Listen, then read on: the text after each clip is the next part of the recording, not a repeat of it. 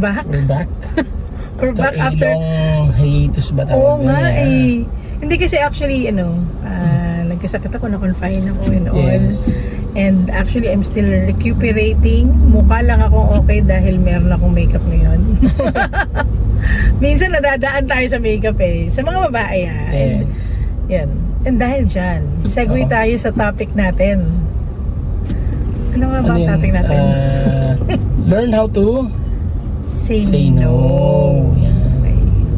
Yun yung ating nakalimutan mo naman eh. Sabihin ko na sana, no, you forgot. Joke. Temporary memory loss ba to? Yes, I don't. Okay, mga ganun. Or yes, I didn't pala. Sorry. Okay. Ayan. Dahil hindi ako nag-learn how to say no. Kaya ako actually, yan, pabalik-balik ako ng hospital. And I think the stress got into me. Kinanya mo lahat, parang gano'n. Inangkin mo ang mga bagay. Pasensya na. Hindi kasi ako personally kasi, kaya siguro stress is getting into me. Kasi nga, people pleaser ako nung ever since. So, I'd like to please people. Kaso lang naging addictive na yung ganon. Minsan hindi ako nag-oppose masyado kasi parang pakiramdam ko, shucks, pag nag-oppose ako, baka mamaya magalit to sa akin. Galit ako sa takot ako sa mga taong baka magalit sa akin. Yan. So, yun yung sakit ba? Addicted ako sa pakiramdam ng parang everybody should feel okay. Yun pala, ako pala I'm taking kumbaga basically you took a lot of blows. Yes. Ikaw palang hindi magiging okay kasi you didn't talagang say, kumbaga you didn't say no, di ba? So yun, hindi nga kasi ako marunong. Ikaw nagturo sa akin nang mag-say no? Oo. Ganun, di ba kasi tayo eh. Pag no, hindi ko kaya yan. No. Yeah, hindi mo ako mapapalabukan, no. I learned early on when I say no. Sa college pa lang. So, I think it helped me in a way para hindi I'm not really ma-overwhelm. Nung aangkinin ko lahat yung yung term bida-bida, no. That's not me. I mean, I do what I do. Parang yung gagawin ko yung basically yung nasa job description ko or kung nasa work ka man, di ba? Nothing more. Natawa ako eh. Hindi, nothing more. Kasi di ba parang, what? I did not sign up for this. Parang ganun, di ba? So, kaya, no. Di ba? Kasi yun ang problema. We tend not to say no. Sa'yo naman nahihirapan. Kahit saan yan. Work, kahit saang larangan yan. We should really learn how to say no. Mahirap kasi sa atin babagsak yan. Sa tayong may stress, learn to basically say no. And pag sinabi mo naman yun, naging open ka, di ba?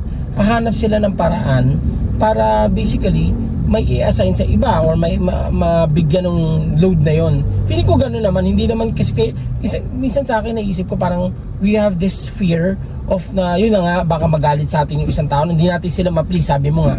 So we end up na accepting kahit mahirap. Nababurden tayo. So pag hindi eh, parang kasi pag nagsabi ka ng no at kinausap mo siya basically ng tama at maayos, na sabi mo hindi ko po kaya yan, di ba? Naman yun eh, gagawa ng paraan yun kung siya, di ba? Kung manager man siya or kung di ba? Yung the people above nga. Yun naman din yun. We're not really, kung trabaho, Diyos ko, ang trabaho hindi naubos. Actually, araw-araw may trabaho eh. Actually, hindi ko rin natatansya yung sarili ko. Yun yung sorry, pero a lot of us girls, yan, hello. Kaya mainit ang ulo natin. Yan na-crack ko na yung kumbaga mystery. Bakit mainit ang ulo ng mga babae? Kasi we try to burden ourselves or we try to carry the load that is not supposed to be ours. And minsan mahirap kasi parang it's better parang nagawin mo na lang kaysa magsalita ka. Siguro nandun na rin ako sa turn ng life ko na parang iutos ko pa ba to? gagawin ko na lang. So, Ayun. yun. So, papagod ka. kasi Kasi you end up doing that, di ba? Doing it yourself. Yun yung yun yung the dangers of doing it all, or the dangers of trying to do it all. And yun, yung pag hindi ka marunong mag-delegate, pag hindi ka marunong, siguro may lack of trust rin na nangyayari. Trust issues. May trust issues ka rin kasi will it be done? Yan. Or Pagiging OCDC din kasi yan eh. which is me also. So, ang dami kong mga, kumbaga sa yun yung mga kailangan kong i-adjust sa relationship namin dalawa. And sa atin, ako kasi panganay ako, so taas kamay po ang mga panganay. Yun. Yan. Na pakiramdam ninyo, nakabuhos, nakakalang, or naka-anchor sa inyo ang mga problema ng mundo. Naka-anchor sa inyo ang problema ng opisina, ng pamilya, ng ayun pa lahat, yan, diba? Hindi na work, family din. Oo, diba? So, sino talaga sa family mo. Lalo na yung mga nangungutang yan. Lalo na sino kasi, yung isang bagay na... Ito yung isang bagay na nauna ko nang mag-say no kasi wala ako ipapautang. Hindi, yun lang Dati nga. kasi, meron kasi, dati ibang kasi, tao. okay diba? Ang problema, sorry usapang utang at saying no din to. Parang magsasabi yung mga magagalit pag hindi binayaran. Dapat matuto tayo na magpautang yung kaya nating i-let go. Yan. Isa pang rule actually namin yan. Mag-asawa. Hindi again, pwede kang mag-no. Kung magpapautang ka, pwede ka rin naman kaya mo lang. Kasi pag di ka binayaran, hindi sasama loob mo, di ba? Kunyari, utang. Parang, utang naman ako ng 10,000. Di ba? Kaya mo bang i-let go yung 10,000, di ba?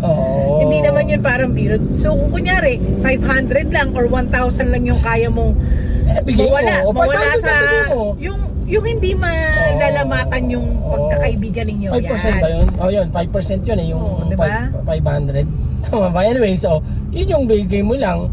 At least hindi sasama loob mo. At least hindi ka nag-say ng no, di ba? Parang hindi ka nag-say ng no, pero hindi ka rin yung parang ang sama ng loob mo. Shucks, kailan kaya to babalik? And you're counting the days na parang, sisingilin ko ba siya ngayon? Sisingilin ko na ba siya bukas? Sisingilin ko na ba siya next week? You end up being stressed. Tama. So again, yun nga laging minsan tayo din yung nag-aalagay sa sarili natin sa alanganin. Totoo naman. Diba? Kasi yun nga, back to work, parang we're biting more than we can chew. Yun, yan, exactly.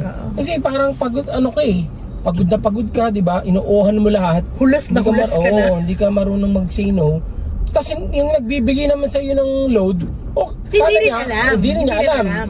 In honesty, hindi rin niya alam na parang feeling niya okay lang, bigay ng load, di ba? It's basically parang yun, dumadaming load mo, bumibigat yan. So, yun.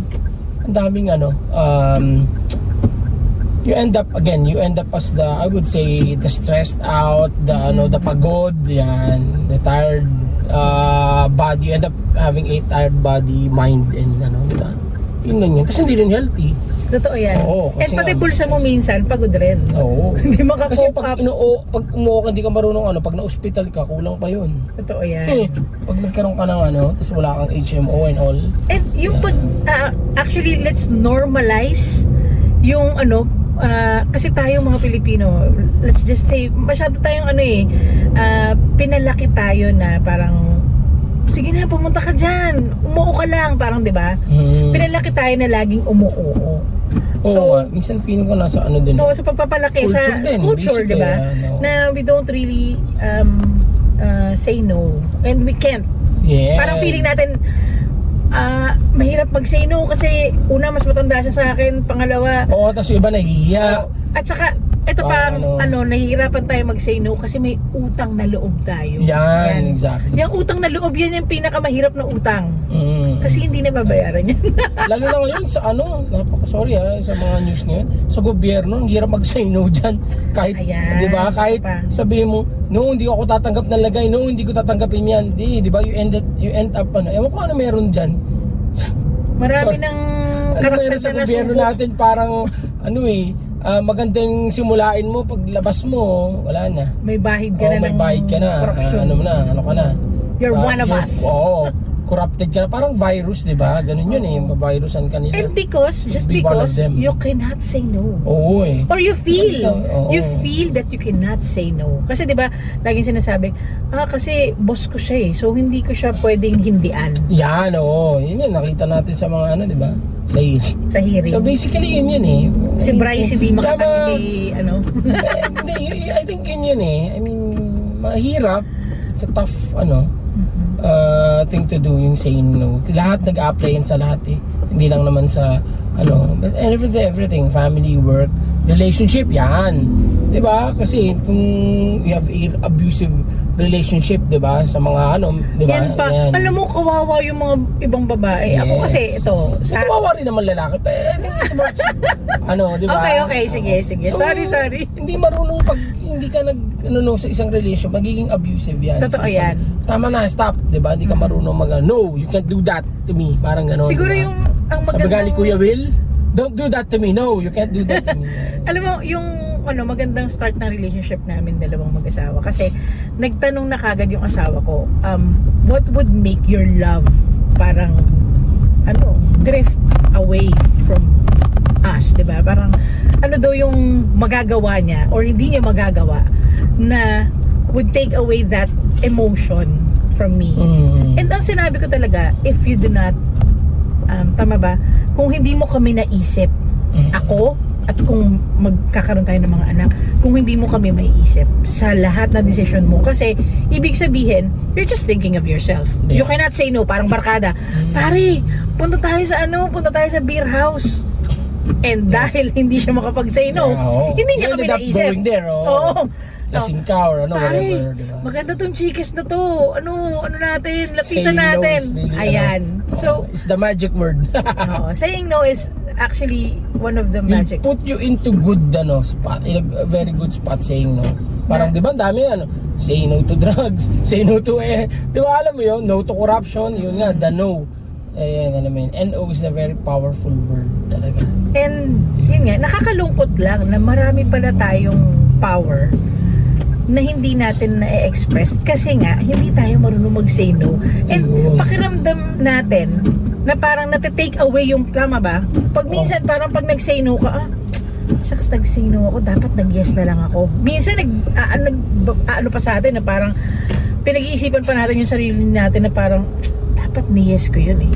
Parang job offer, diba? Parang you're juggling your family, tapos ito, pag may lumalapit sa akin, sa totoo lang, gusto ko talaga mag-say ng yes. Pag may lumalapit sa akin na job offer or lalo na kung maganda yung lucrative yung benefits.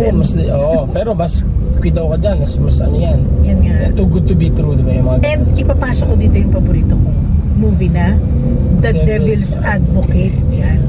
Panoorin nyo yan. And dun sa mga hindi pa nakakapanood dahil medyo oldies na rin yung movie na yan. Al Pacino, Keanu Reeves. It's a really powerful movie that when minsan ang hirap palang mag-say no kasi meron tayong pride. Yan. May ego tayo. Na parang yun. we have Puro sa yes man siya prove to ourselves that we're good. Si Keanu Reeves, do it, di ba? Sinabi natin plot, he's a yes man to Al Pacino's character. So basically, And it sabi nga led niya, him to basta, we're not gonna spill it out, pero vanity is my favorite scene. Yan ang sinabi ni, diba? Al Pacino. That's a very iconic line. And it rings true. So basically, yun nga, let's learn how to say no for our benefit, for And our sake, yun din siguro yung peace of mind magagawa natin as parents, no? We validate the no's of our kids kasi sometimes yung mga kids natin nagsisay no and hindi tayo rin sa mga bata, no, you can't do that. You just say, di ba, yun nga part ng discipline din yan yung pag-no. Pero of course you have to follow up. Daddy, can I play, no, you can only play on a weekend. Di ba? Daddy, can I go with my friends? No, kasi gabi na. Magpaliwanag ka. And then you follow it up with an explanation. Bakit ka nagsabi ng no? Right? So, I think every naman sa boss mo, sasabihin mo rin naman, ba't ka nag-no eh? So, kasi ang hirap po hindi ko po kaya yan. Baka we could assign somebody else for that. O kaya I'm loaded right now talaga, di ba? Hindi nakakaya yun. Yun nga pride. So, hindi tayo may, na parang aangkinin natin lahat. It will, this is the, ika nga. Hindi lang yan magde-destroy sa'yo. Magde-destroy yan sa on anything na parang you would say yes to. Yes. Yun, lagi nating iisipin na parang, teka, pag nag-say yes ako dito, who will it benefit? Mm. 'Di ba? Sila siguro, yes, pero kumusta mo naman ang sarili mo? Parang, kaya ko pa ba to?